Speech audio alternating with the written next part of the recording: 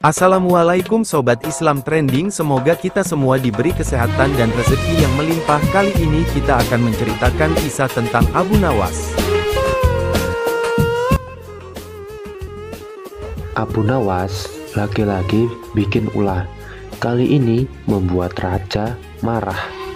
Saking marahnya, akhirnya raja pun berperintah pada seluruh rakyatnya agar membuang air besar ke rumah Abu Nawas selama 1 minggu.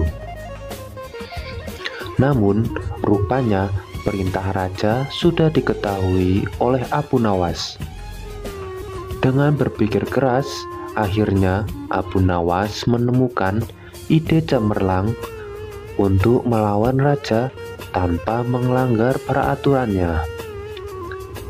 Tiba saatnya, orang-orang pun berbondong-bondong ke rumah Abu Nawas dengan berniat buang hajat. Abu Nawas yang sudah lama menunggu di rumahnya mempersilahkan bagi siapa saja yang mau buang hajat di rumahnya untuk masuk satu persatu, mulai dengan orang-orang pertama.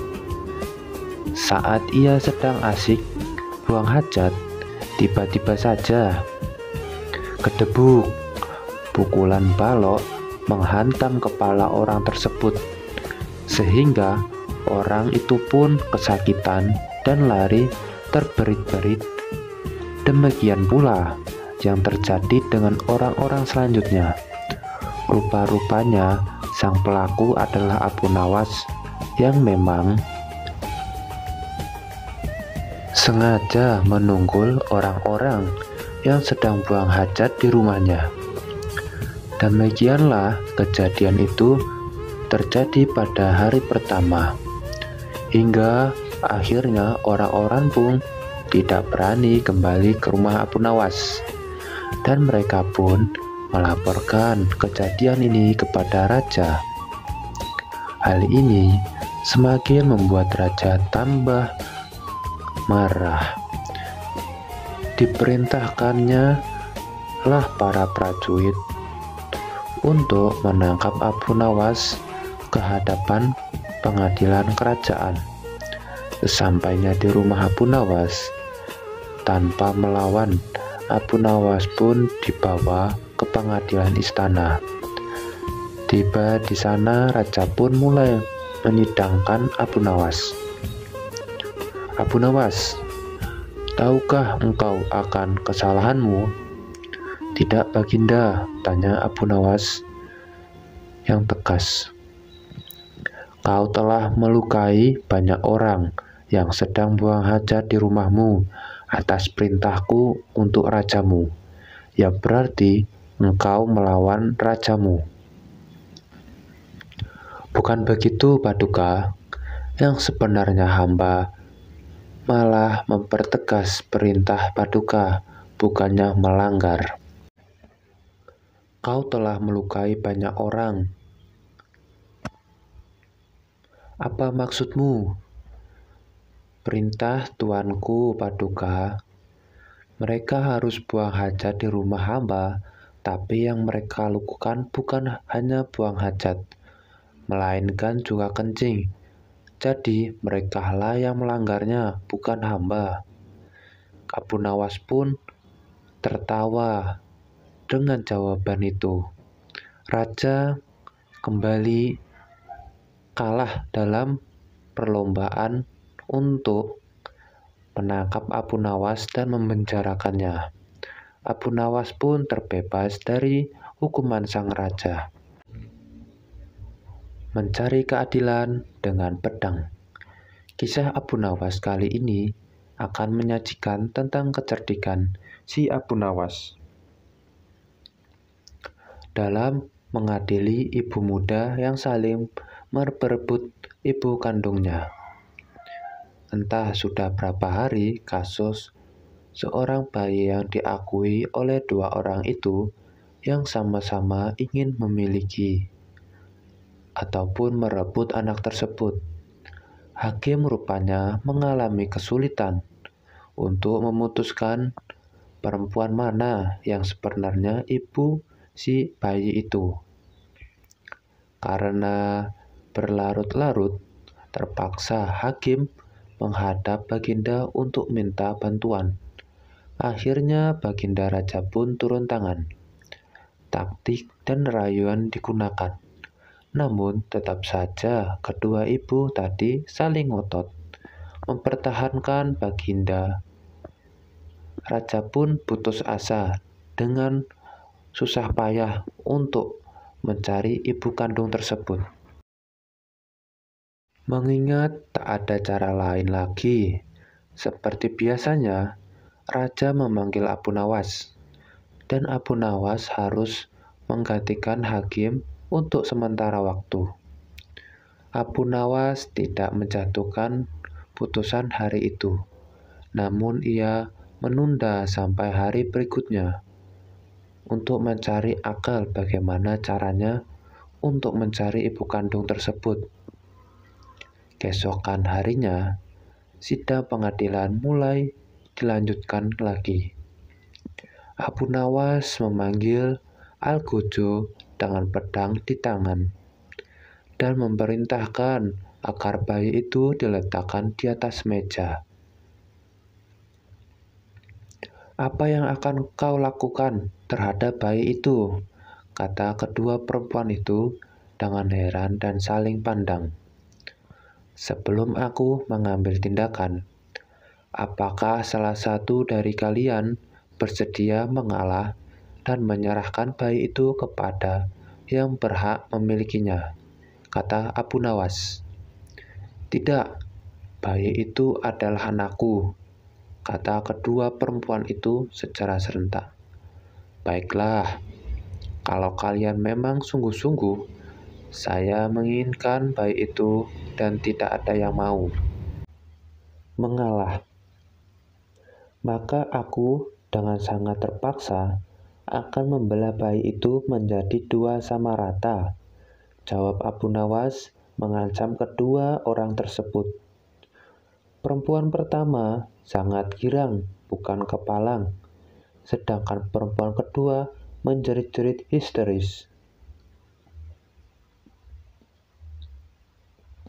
"Jangan, tolong, jangan kau belah bayi itu.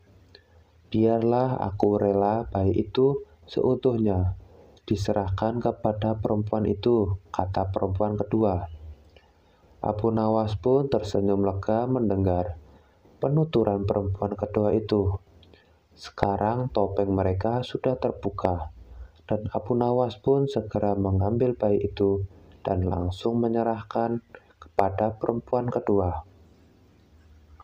Abu Nawas minta agar perempuan pertama dihukum sesuai dengan perbuatannya, karena tak ada ibu yang tega menyaksikan anaknya disembelih, apalagi di depan mata.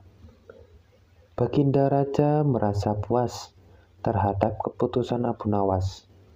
Sebagai ungkapan rasa terima kasih, Baginda menawarkan Abu Nawas menjadi penasihat hakim kerajaan.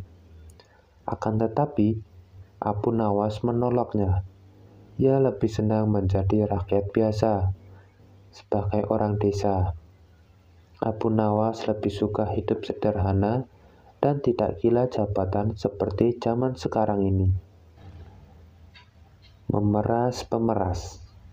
Kisah Abu Nawas kali ini mencoba menyungguhkan tentang cara Abu Nawas untuk memeras para pemeras.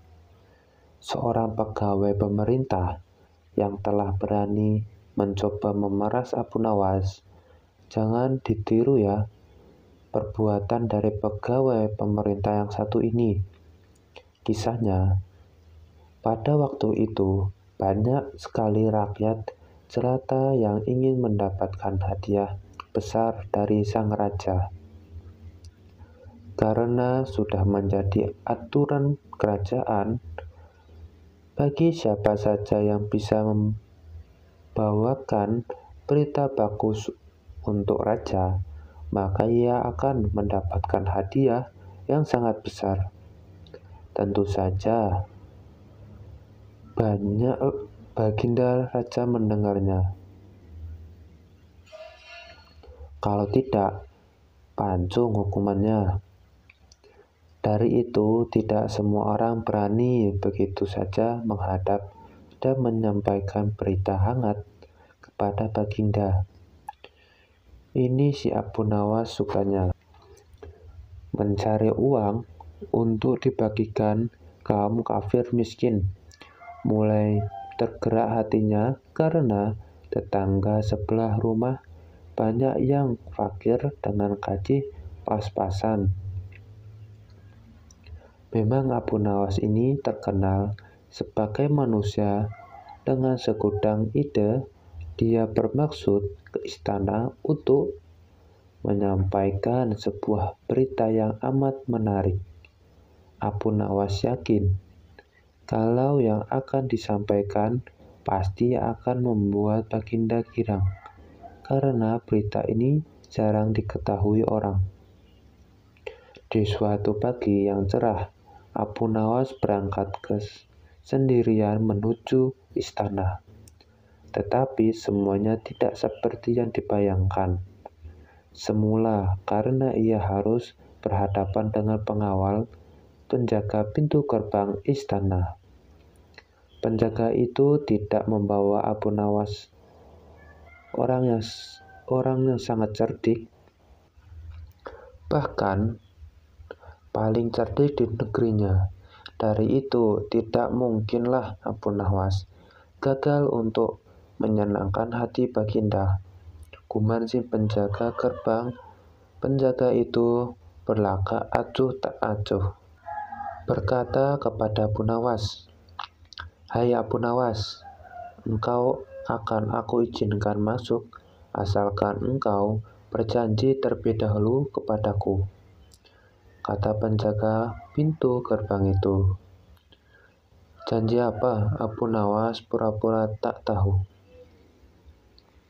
"Engkau harus berjanji kepadaku bahwa apapun hadiah yang engkau terima harus dibagi sama denganku," kata penjaga pintu gerbang istana.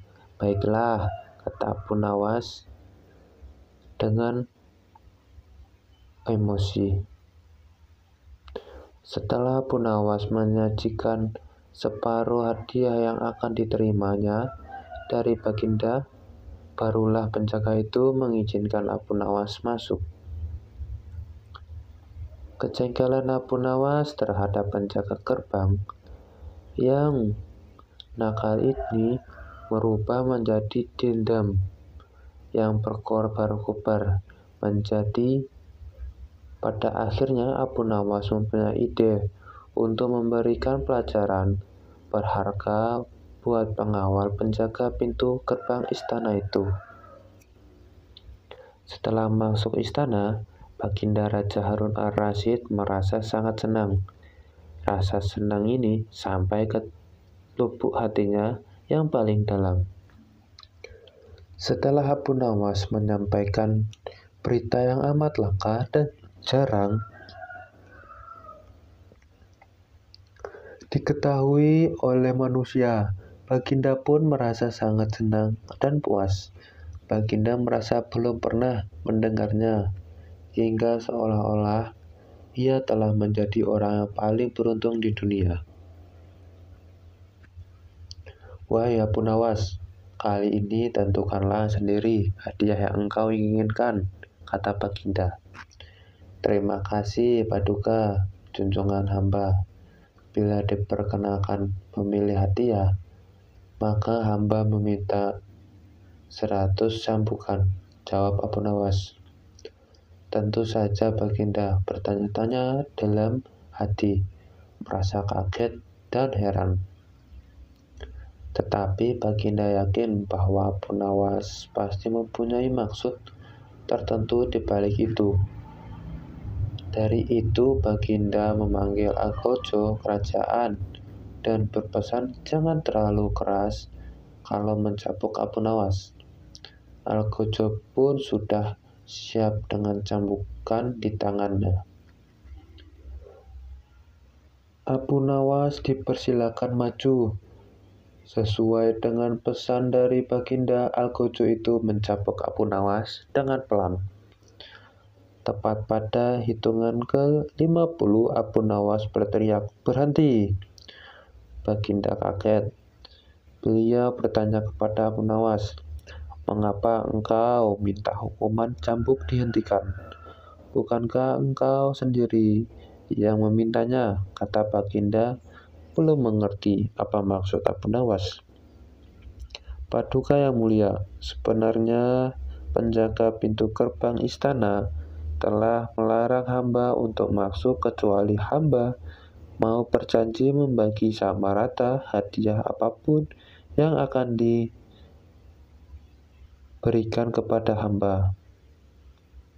Kini hamba mohon jika hukuman itu dibebankan kepada penjaga pintu gerbang." "Wahai Paduka yang mulia," kata Abu Nawas menjelaskan. "Hah? Bukankah kepala murka?" Abu Nawas. Tanpa banyak bicara lagi, pengawal itu dipanggil untuk masuk. Baginda berpesan kepada Algojo untuk melanjutkan hukuman cambuk kepadanya. Pengawal yang zalim itu dengan sambutan yang sangat keras, sekeras-kerasnya. Algojo dengan sukacita menerima perintah Baginda. Tak mengherankan jika pengawal itu hampir pingsan karena cambukan keras itu. Abu Nawas merasa sangat senang berbagi lecutan dan pengawal itu. Namun demikian, Abu Nawas belum juga puas, karena harusnya ia membawa hadiah dari Baginda. Hari berikutnya, Abu Nawas menemukan pengawal itu dan berkata, "Tahukah engkau apa yang bisa kulakukan terhadap dirimu, apapun aku mau?"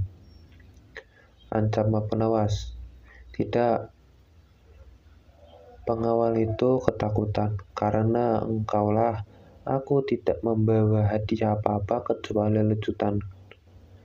"Kau emang tidak mau mengganti hadiah yang mesti aku terima, maka aku akan mengadukan kepada Baginda,"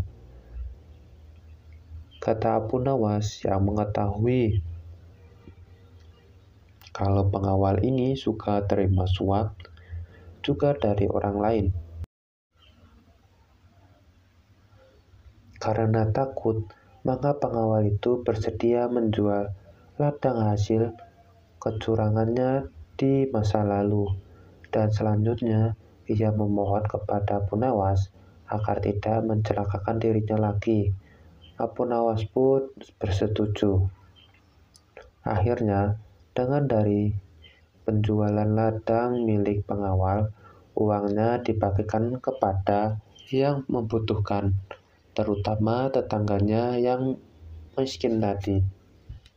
Agaknya masih bisa dilanjutkan lain kali ketemu dengan cerita Abu Nawas yang lain. Maaf jika ada kata-kata yang kurang berkenan dan menyinggung